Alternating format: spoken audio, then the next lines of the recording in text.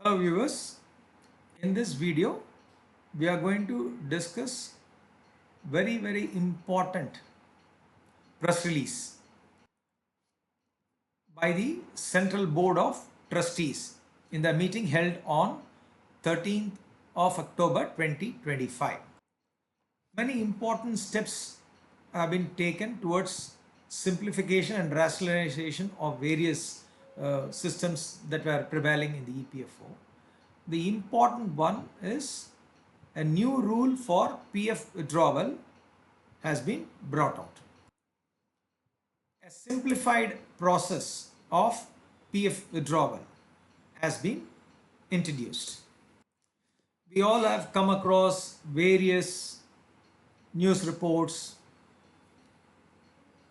YouTube messages with mixed response. Okay, whether this is actually a beneficial or there are some kind of a criticisms whether this would benefit the member. To understand this based on the facts and based on the press release note issued by the CBT, we will go and look at what is that exact press release is all about, and through that we will try to understand what is the benefit that this particular change is going to help the members, whether it is really going to help them or what is the hurdle in that. Also we will look at it. So let's look at this particular press release. CBDT approves simplified and liberalized partial withdrawal to enhance members' convenience and retirement security. So this one is that which we are going to look at it in this video. There is Withdrawal scheme is there, then other process is also there, the digitization process. We'll look at it later. Okay, so what is this simplified partial withdrawal? There is a lot of confusion. Many of them are saying 100% withdrawal allowed. Yes, but the circumstances are entirely different. We are going to look at it. So let's go and look at what that particular press release says. CBDT under the chairmanship of Dr. Mandavia took a number of path-breaking decisions during the CBDT meeting that was held on 13th of October 2025. So first one, which is important one, we are going to look at that. Simplification and liberalization of EPF partial withdrawal provision. So please get it clear, it's partial withdrawal. Why? Let's look at it. To enhance the ease of living of EPF members, CBDT has to simplify the partial withdrawal provision of EPF scheme by merging 13 complex provisions into a single one. What is this partial withdrawal? Is basically advance. Okay. Streamlining the rules and categorizing it into 3 types, namely essential needs, housing needs and special circumstance. So those 13 complex types of advances has been streamlined and brought under 3 heads, simply 3 types: essential needs, housing needs and special circumstance. Okay. So before we proceed to look at the further notes that they have provided, I just will bring about what that advance is basically all about. So you know that there are different types of advances, starting from para 68B, which talks about housing, flat construction, purchase of site. There are various types, conditions, all those things are there. Okay. Then comes about withdrawal for the repayment of loan. There are various types. Okay, so in this they have selected few things, that is the 13 types of advances, and simplified and brought under 3 categories, namely essential needs, housing needs and special circumstance. So we'll look at what is the next one they are saying.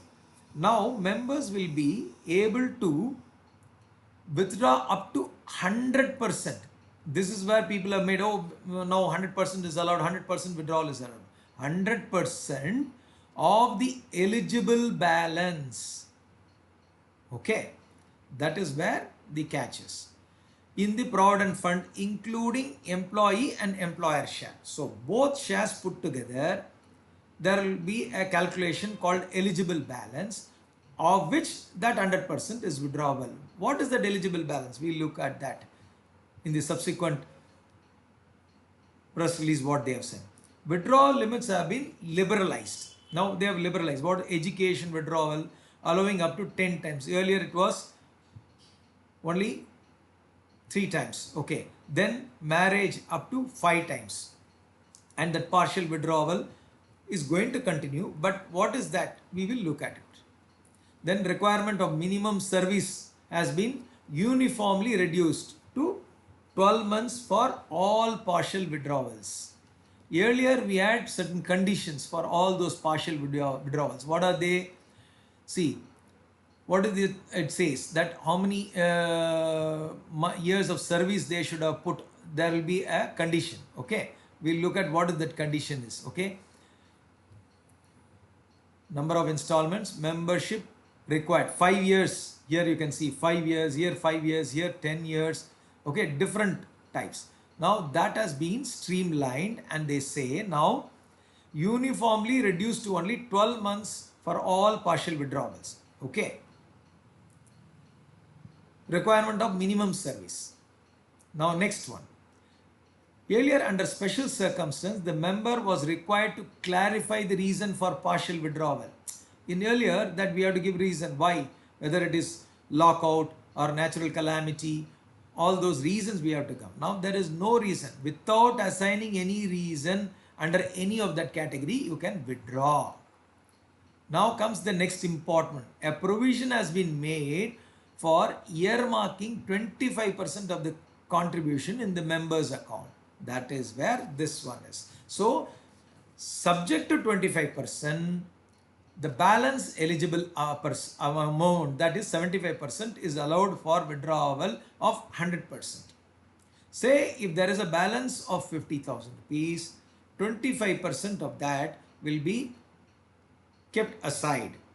That is 12,500. Balance 37,500 will be available for 100% withdrawal, is what the essence of this particular streamlining, simplification and 100% on eligible balance. So at any point of time, 25% of the members' contribution will be kept in the account.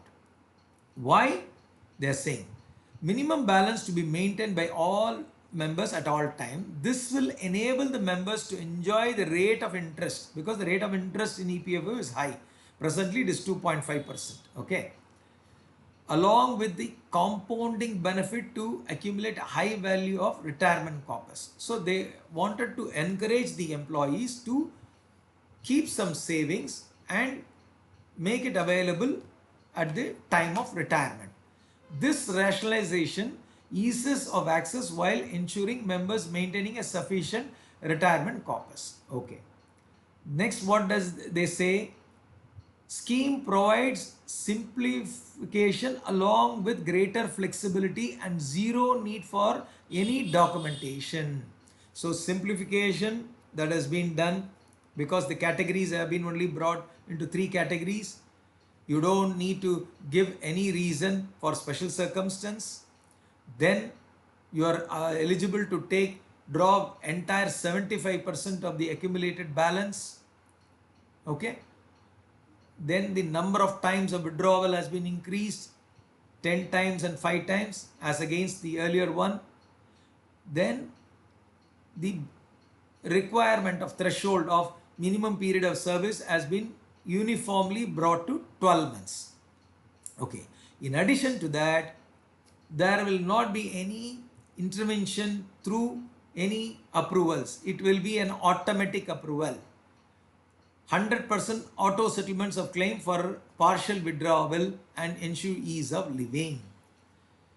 Complementing the above, it is also decided to change the period for availing premature final settlements of EPF from existing 2 months to 12 months. Earlier, we all know that if a member who has left service and has not been in employment for 2 months is eligible for his PF withdrawal. Now that has been increased from 2 months to 12 months because to encourage him to keep the saving and have it for the need to take the entire withdrawal. And final pension withdrawal from 2 months to 36 months. Both. Okay. So premature withdrawal and final withdrawal, instead of 2 months, it has been uniformly taken for premature withdrawal, that is from 2 to 12 months, and for final pension withdrawal from 2 months to 36 months, because they are encouraging that the employee or the member will go in for an employment, re-employment, maybe even after 12 months, so that his service period will be available to enhance his pension benefits at the time of retirement. Okay. So these two changes has also been brought about. Okay. Then what is the liberalization of partial withdrawal ensures members can meet with immediate financial needs without compromising their retirement savings or pension entitlement.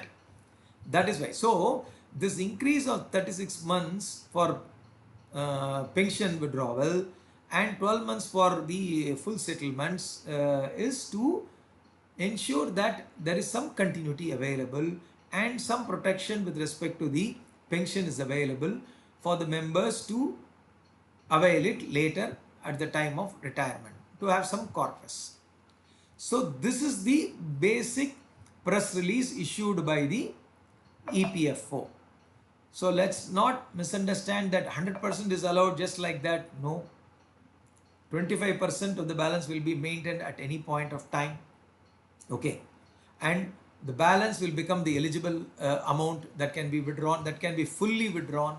That means 75% of the balance amount, total amount can be fully withdrawn. Okay.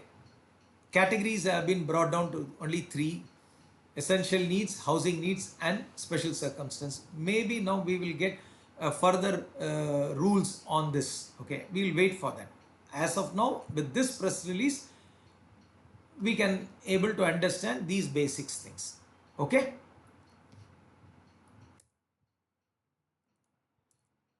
Hope this video was useful. Thank you. We'll see you in another video.